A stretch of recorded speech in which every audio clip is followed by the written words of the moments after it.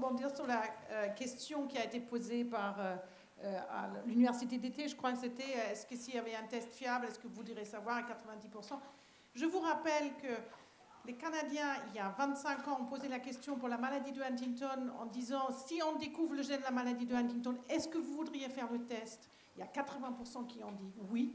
Et depuis, on sait qu'il n'y a même pas 20% qui viennent en consultation et encore moins qui font le test. Donc, et ça, c'est 25 années après. Donc, je crois qu'au moment où ça se présente vraiment, que vous êtes devant la question de faire, c'est encore un peu différent. Et je voudrais ajouter une autre question que nous avons posée avec Marcela Gargedo dans la consultation depuis maintenant aussi 20 ans. Si vous êtes porteur d'une maladie neurodégénérative à révélation tardive, est-ce que vous voudriez faire un diagnostic prénatal? Et 60% des gens disent oui. Et dans les faits, après, ce qu'on fait véritablement comme geste et éventuellement un diagnostic prénatal, on n'a même pas 10%. Et pour compléter ce que dit Alexandra, dans l'essai qui est actuellement en cours aux États-Unis, dans les formes précoces, ils ont entre 5 et 10% d'acceptation de participer à l'essai, bien que ce soit dans des conditions. On a exactement la même préoccupation qui relève de diagnostic, pas diagnostic, en fait, prédictif ou pas. Donc on est vraiment toujours dans la même logique. Donc c'est pour ça qu'il faut faire attention à ces questions qui sont posées où tout le monde veut savoir, et puis de la réalité des choses. C'est bien pour ça que j'ai insisté là-dessus. Je vais répondre à Alexandra. On a le plaisir de travailler avec toi et puis avec Marcella. Nous, on ne s'est pas laissé abuser par les chiffres. C'est uniquement parce que depuis des années, avec la loi du 4 mars 2002, on nous parle d'autonomie de la personne, de prise de pouvoir sur sa destinée. Et je pense qu'il y a une vraie réflexion maintenant sur comment on risque d'assigner les personnes au devoir, à la responsabilité, d'en savoir davantage sur ce qui va leur arriver. Et on risque d'être discriminant à l'égard des personnes qui n'auront pas anticipé des risques. Donc on se retrouve face à une pensée qui évolue. Et c'est vrai que j'étais attentif au fait qu'on dise qu'il faudrait créer une nouvelle forme de consultation. C'est-à-dire déjà réfléchir d'un point de vue épistémologique à qu'est-ce que c'est cette information, comment les gens peuvent survivre à l'information, comment ils peuvent se l'approprier, ça a l'air de rien. C'est pour ça qu'on a été extrêmement sensibles, nous, à l'approche qui se développe, notamment à la Pitié-Salpêtrière depuis des années, et on avait les chiffres. C'est-à-dire la démarche qui était des personnes qui voulaient se faire un test, des personnes qui ne faisaient pas chercher le test. Pour la maladie d'Alzheimer, et je termine, c'est vraiment l'objet de notre réflexion dans le cadre de Distal, il s'agit quand même d'une maladie qui à un moment donnera dépossédera la personne de ce qu'elle est. C'est-à-dire, c'est la spécificité des maladies neurologiques dégénératives. Et dans notre prochaine université d'été à Montpellier, du 7 au 9 octobre prochain, on abordera la question plus globale des maladies neurologiques dégénératives. Est-ce qu'il y a une singularité, et c'est ça qu'on est en train de se poser nous, est-ce qu'il y a une singularité de la maladie neurologique dégénérative qui ampute la personne d'une part de son identité, qui l'ampute aussi d'une part de sa respectabilité sociale? Et je termine sur ce point. Pour nous, les vraies réponses, elles sont à la fois scientifiques et politiques. C'est le regard qu'on porte sur ces maladies, c'est l'attention qu'on consacrera à la personne malade et aux proches, c'est les réponses qu'on apportera à la personne quand elle est en difficulté par rapport à son emploi. Tout à l'heure, on a évoqué l'assurabilité des personnes qui deviennent des parias sociaux très rapidement. Donc on voit à quel point, et c'est peut-être ça qui est le plus angoissant, cette société dite de liberté va être de plus en plus une société liberticide. Et pour autant, j'allais dire que les scientifiques avec la société ne débattent pas des arbitrages, quitte, et je termine sur ce point, non pas à respecter le devoir de ne pas savoir, mais à imposer un devoir citoyen de solidarité à l'égard des personnes qui auront eu le courage d'aborder frontalement un savoir, mais dans ce savoir, on pourra dire qu'il leur est imputable, puisqu'il risque d'avoir comme conséquence de les exclure de la société. Donc on est vraiment dans une réflexion politique.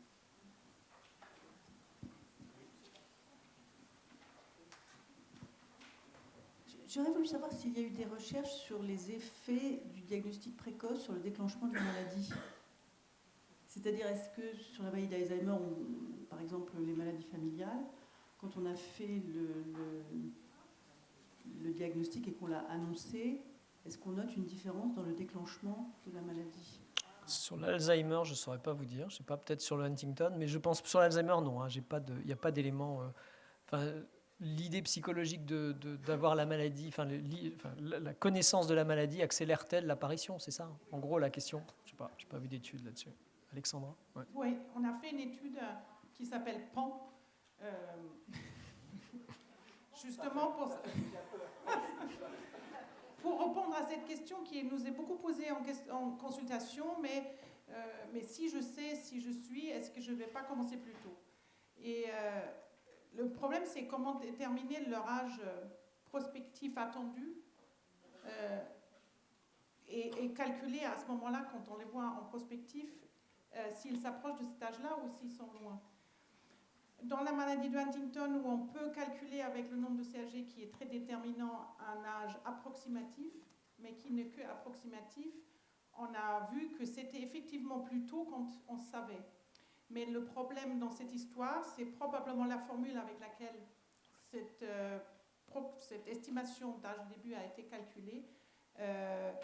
C'est appuyé sur des données rétrospectives, donc surestime l'âge de début, trop tardif par rapport à la réalité. Donc à mon avis, non, mais c'est compliqué à calculer parce qu'on n'a pas l'âge, même en prospective, pour savoir exactement quand est-ce qu'il devrait commencer.